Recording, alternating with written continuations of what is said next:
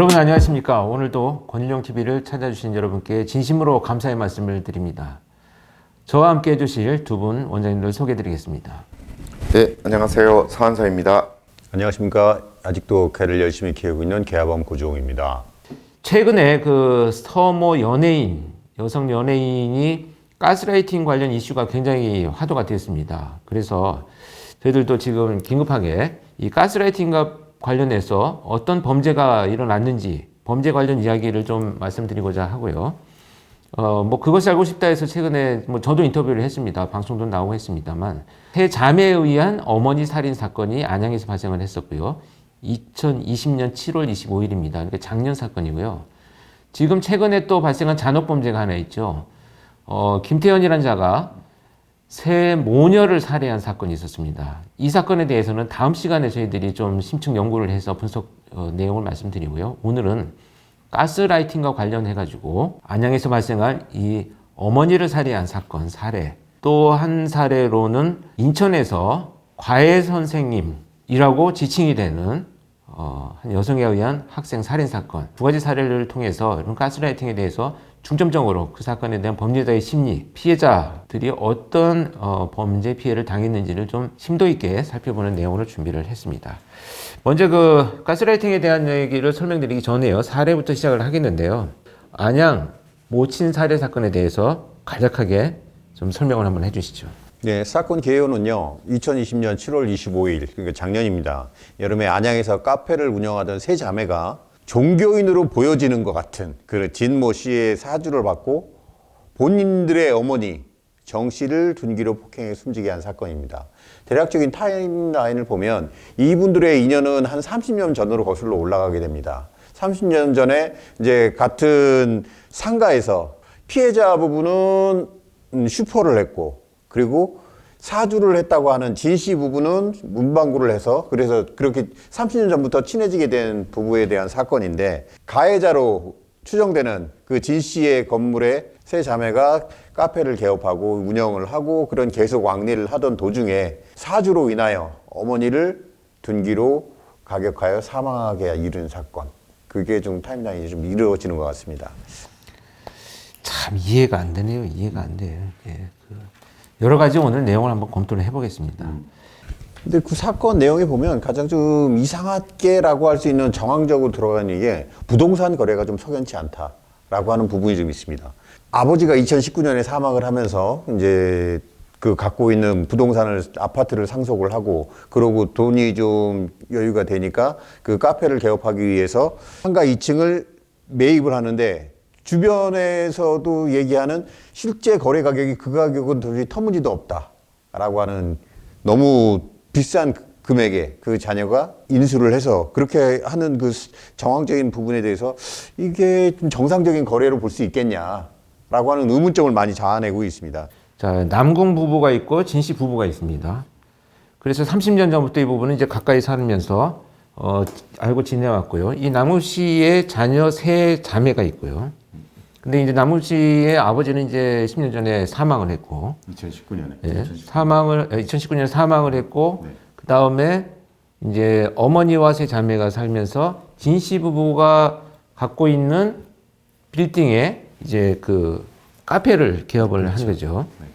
그리고 나서 이제 그 사건이 발생한 것은 2020년 7월 24일입니다. 7월 24일 00시부터 CCTV에 그 보이지 않는 사각지대로 자신들의 어머니를 이렇게 끌고 간 모습이 나타나는데, 그 이후로 무려 8시간 동안 폭행을 한 것으로 보여집니다.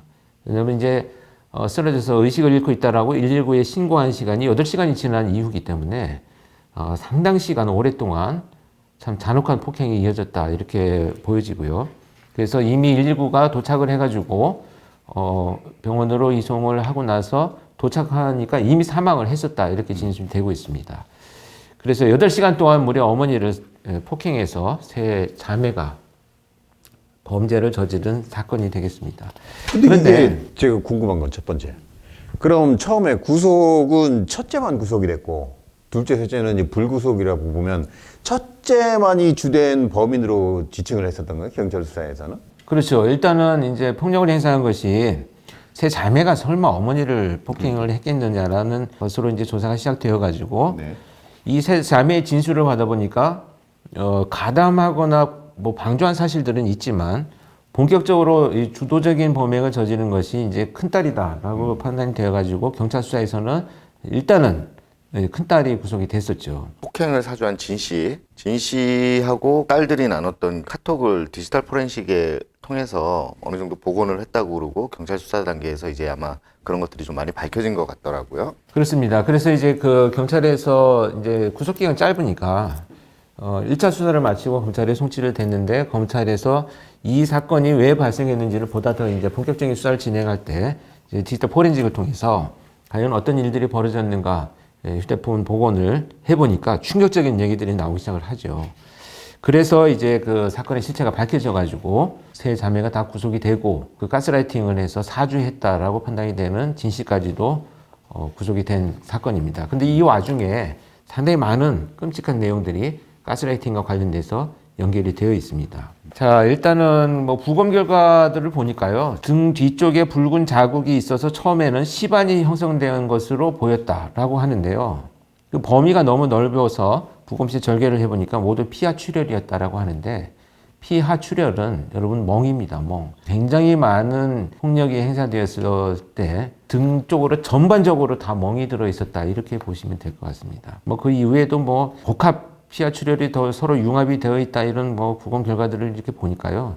심지어 그 치아 몇 개가 그 흔들리고 농량이 차 있는 상태라는 것은 이게 단순히 그날만 폭력이 있었다는 게 아니고 지속적인 폭력이 계속 이어져 와가지고 치료받지 못하고 있는 상태다.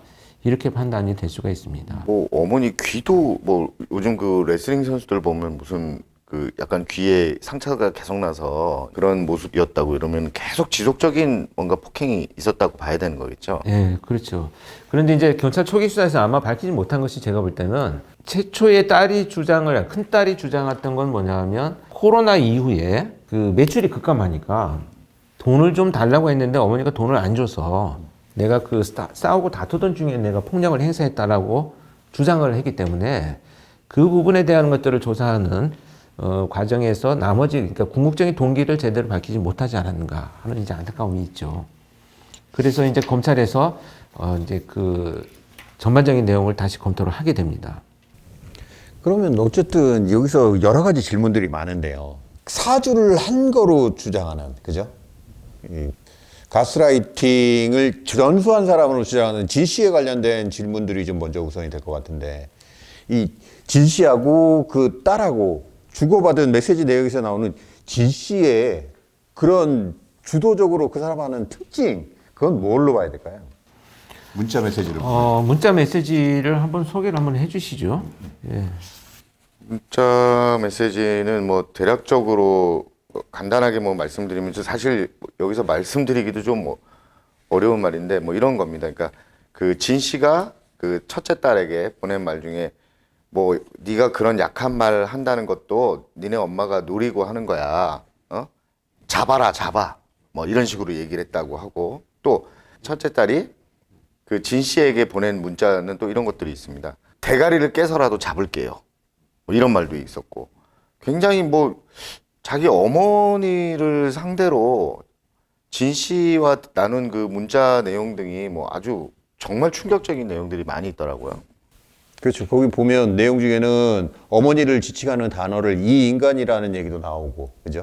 그런 단어를 선택할 수 있다는 것 자체가, 그리고 뭐 때리고 하는 걸 거의 보고하는 형식의 문자 내용들을 보면 충분히 뭔가 사주를 하고 그 행동에 대해서 결과 보고를 하는 그런 부분에 뭐 범죄 단체 같이, 그죠? 그런 내용 같이 볼 수 있으니까 문자 내용 자체로 봐서도 이해할 수 없는 부분들이 있기 때문에 진 씨에 대한 그 심리적인 부분이 어떤 특징이 문자를 보면 추론할 수 있을까?